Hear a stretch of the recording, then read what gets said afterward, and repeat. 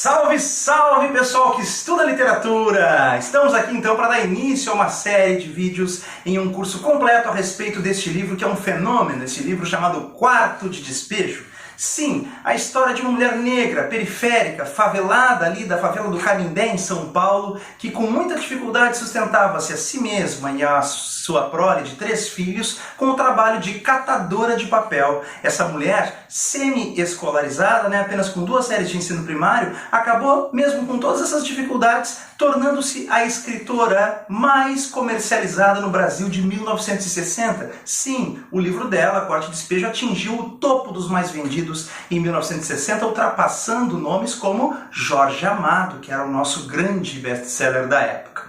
Então, como a gente poderia entender o que aconteceu? Como entender essa situação tão inusitada? Nós vamos ver isso nos próximos vídeos. Carolina de Jesus, sim, se tornou a escritora mais comercializada no Brasil na época, né?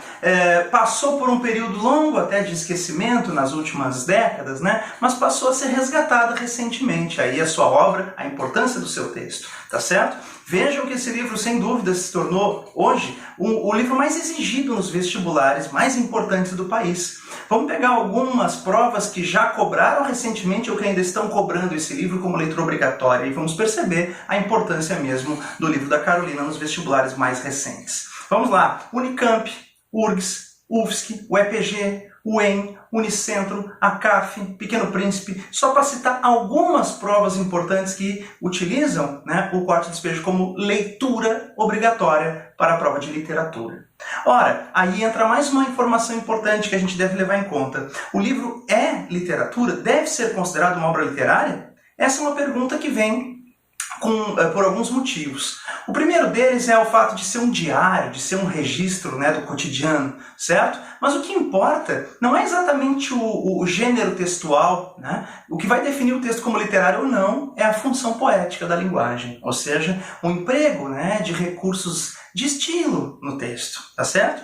E essa mesma resposta eu vou dar em relação a outra pergunta que é, mas pode mesmo ser considerado esse texto literário vindo de uma mulher, como já dissemos, semi-alfabetizada, que apresenta vários barbarismos no texto, que não dominava a norma culta da língua portuguesa, que comete vários erros de português? Esse texto pode assim mesmo ser considerado literário? A minha resposta é sim.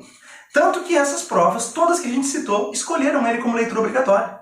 Estão considerando, sim, o livro como literatura.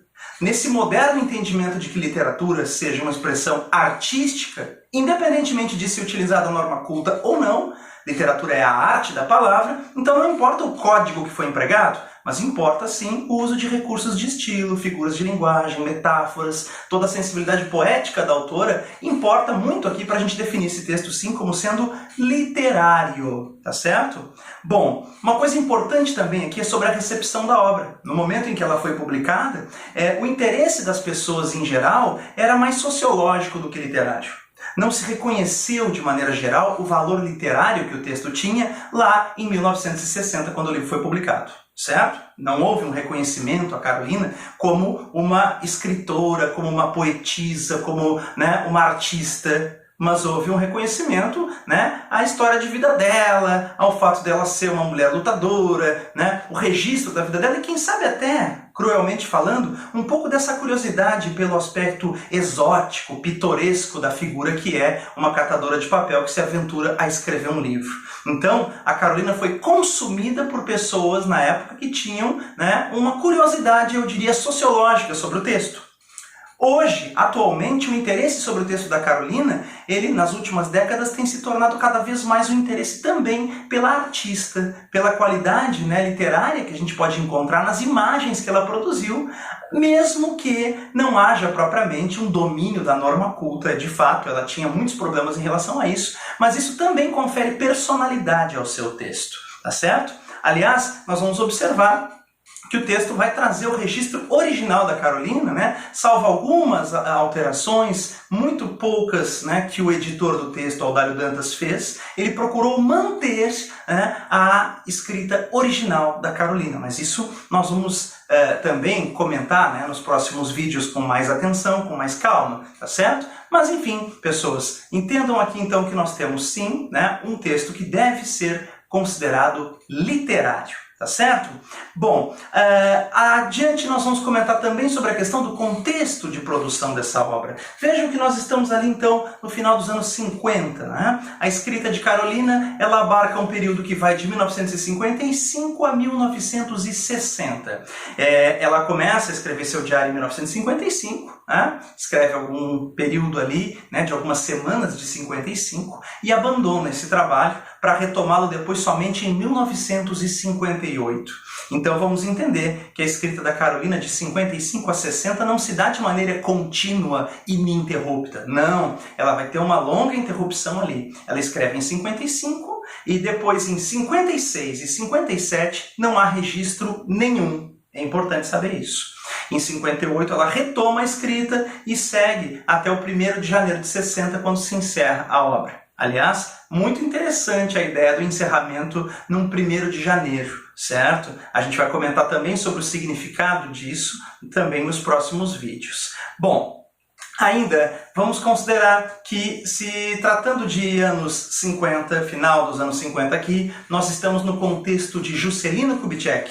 E aí é importante a gente fazer aqui também o registro, né, da Carolina como alguém que não vê, né, esses 50 anos em 5, essa figura, né, aparentemente popular do Juscelino Kubitschek, como, né, uma figura elogiosa. Pelo contrário, Carolina tem uma visão muito crítica a respeito dos políticos de seu tempo, né, e, em especial, uma visão muito negativa a respeito de Juscelino Kubitschek.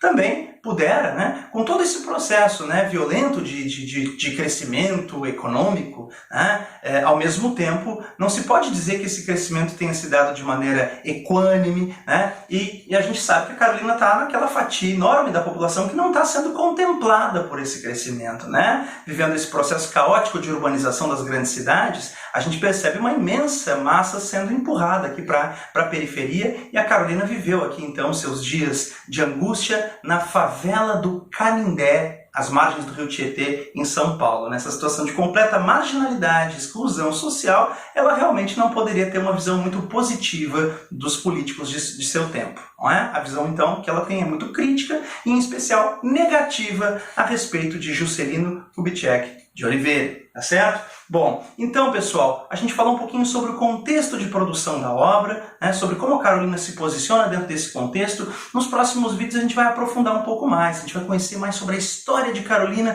e depois também vamos ter vídeos a respeito da linguagem de Carolina, beleza? Gente, continuem acompanhando as nossas aulas aqui, então, para a gente conhecer tudo sobre esse livro que é o mais importante nos vestibulares, né, mais importantes do Brasil no momento. Valeu, galera!